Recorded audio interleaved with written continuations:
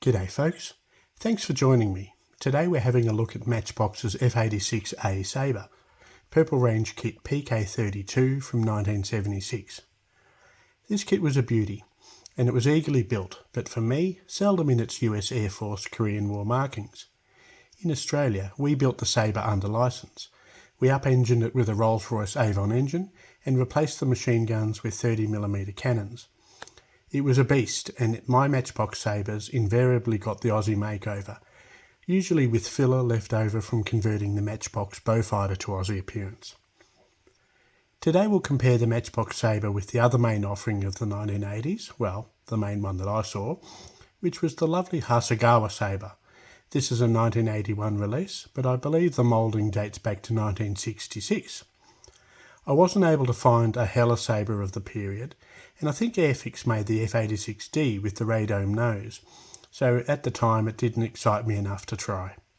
So my other comparisons are with two obscure offerings, the Turkish-made PM F-86A, which I believe, this is a 90s boxing, but I believe it goes back to the late 70s, and to show what the fancier Australian modellers did in the 90s, we have from New Zealand a Tasman Avon Sabre conversion kit, which may be of interest to see how we did it.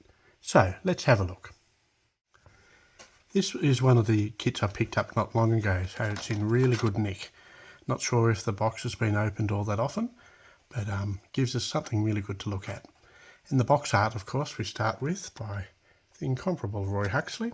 Shows a Korean War scene of a couple of sabres chasing a couple of MiGs. Great work. On the side here, of course, we see 4 other of the Purple Range, 3 of which I've made videos on, and I'm looking for a Skyhawk now to add that one to the list. On the end, we get the standard end box treatment. On this side, we get the treatment here, and the blue and the sort of light browny grey, if you squint enough, it almost helps the mind think of silver. So if you're not painting, if you're a kid, kind of works. Bit of information. Same end treatment there. We can see that this one was $1.39 from Wonderland, on special for 83 cents. Oh, what I'd give for prices like that these days. Or even the equivalent. And on the back, we see the 2 variations. We've got the Korean War one from 1951, and you've got one of the Arizona Air National Guard, with, of course, the window. And I can see here that the bit of tape has just, dried up bit of tape has just fallen off. So let's open her up and see what we've got.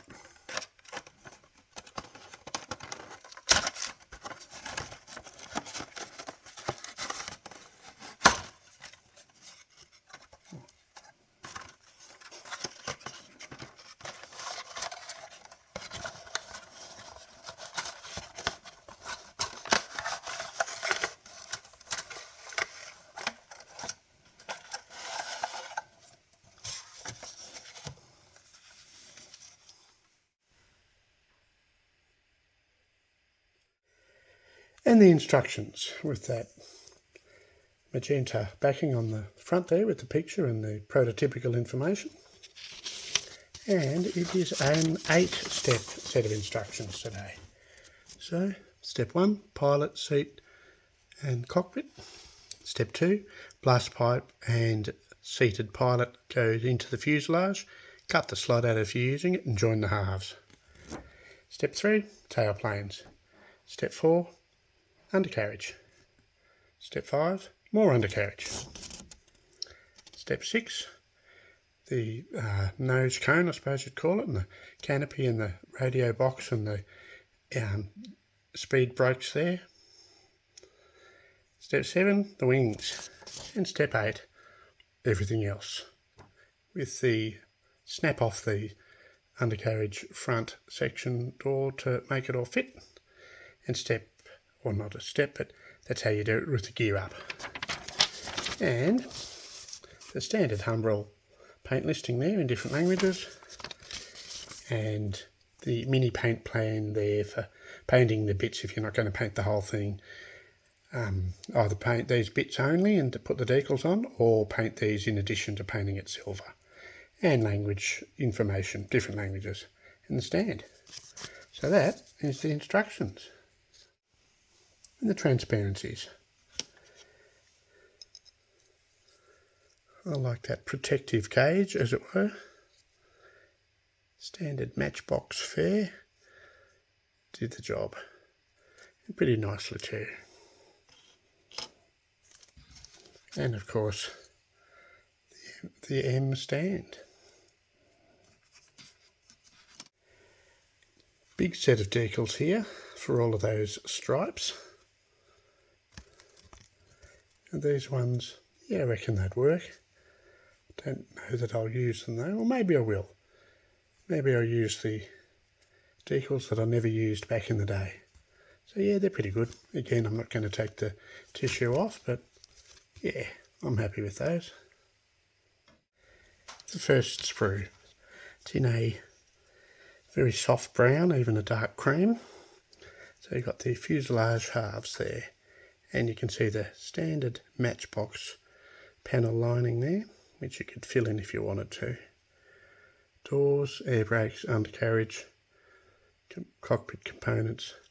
The other half, the floor. And if we have a look at the back,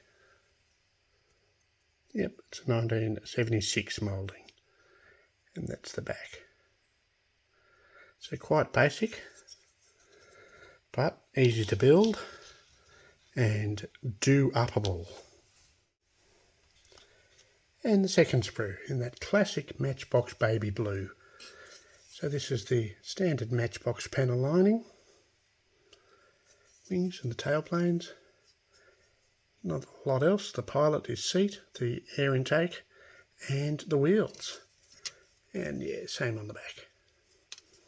So pretty basic, but you get a nice result from it, no matter what level of experience in modelling you had. So this is Hasegawa's Blue Impulse Sabre, aerobatic display team, from 1981, this boxing. I've long since lost the box, but it looked like this. And yeah, I believe this moulding goes back to about 1966. So let's open her up.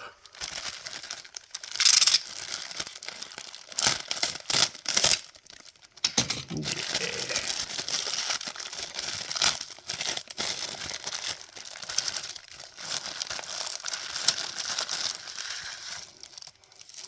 Good thing Hasegawa bagged their kits. It's meant that this one didn't get just damaged when the box did. So 2 sets of decals. And if you have a look there, really basic. But, oh. So I've got the 2 display team Sabre decals. We have the instructions. So to flip out this way one. Picture, information, the marking and colour paint guide, and you can also get merch. And on the back, gee, a set of instructions that are even more basic than Matchboxes. Step 1, that's what you do. Step 2, do this. Step 3, do this. Oh, you get drop tanks. And a bit more helpful how to. And then you get the listing of the parts that you get. So that's the instructions. Oh, I'm not sure what this is. Aha! You also get a Blue Impulse transfer. So looking at the mouldings, the sprues, this is the one with wings and rails, and I'm not too sure that the Blue Impulse display team used rockets, but you know, learn something new every day. original glue. Yeah, it's still squishy. Probably still works.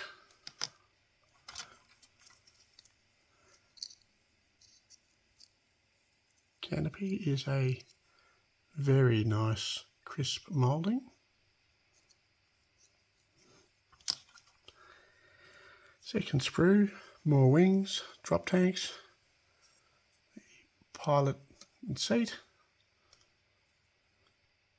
intake, and then the main sprue being the fuselage halves. Now you look at that, that's raised panel lines very slightly, but that's lovely. This is pretty impressive for 1966. So yeah, a kit that predated the Matchbox one by 10 years, and one could say has better detail. So that's the Hasegawa one. Now this is the PM kit from Turkey. I believe this one's late 90s boxing, but I believe that the kit itself dates from about 1978. So let's have a look. With a Turkish, well, I can't call it a roundel. Do you call it a squaredle? I don't know. Tish. Alright, so let's see what we got.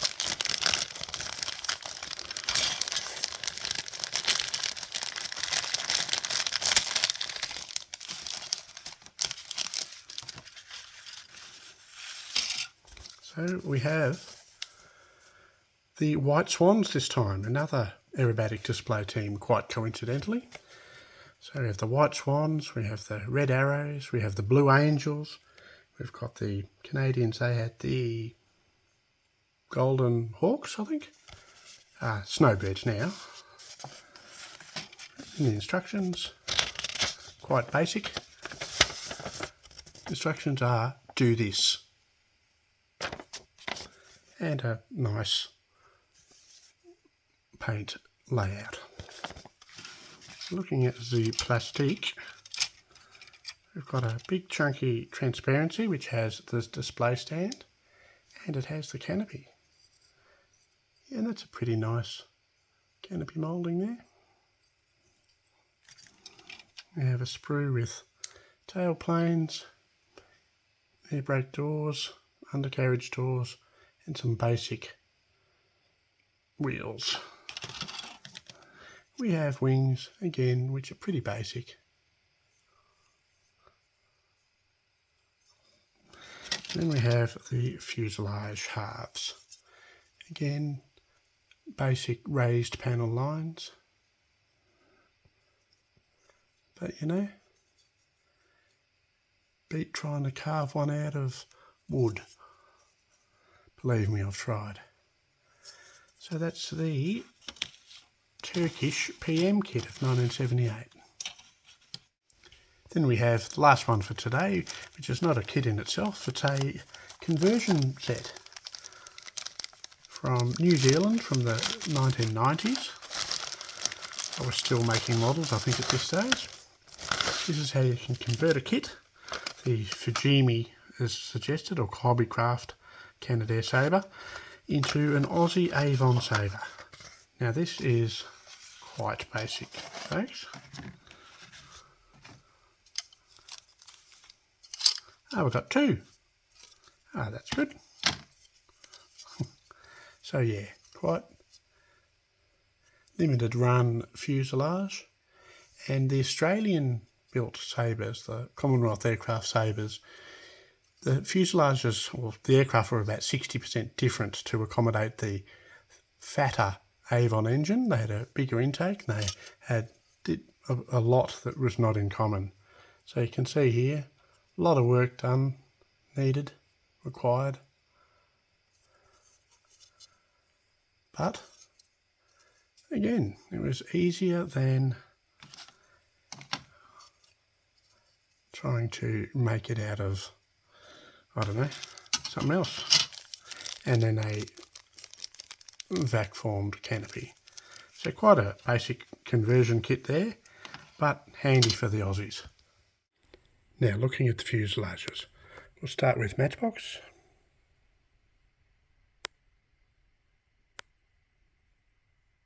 Sorry about the bright light. The burning ring of fire. Then we have Hasegawa.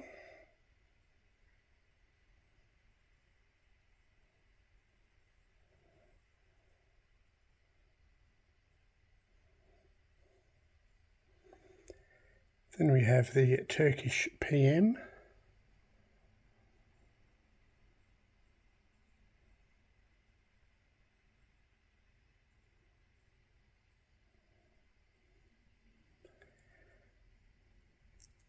Then we've got the Kiwi conversion kit, the fuselage for the Avon Sabre with the cannon slot there. Bit of work, but that was not impossible. So that's the fuselages. And then the wings. So we've got Matchbox here, pretty basic. We have Hasegawa, finer, but and then the Turkish PM.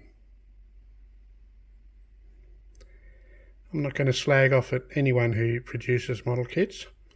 They're having a go and usually filling a hole in the market that otherwise would not have been filled. So that's the wings. So thank you for joining me today for a look at another classic Matchbox kit and a couple of alternatives. As usual, I'm always open to thoughts or memories or suggestions about what to film next.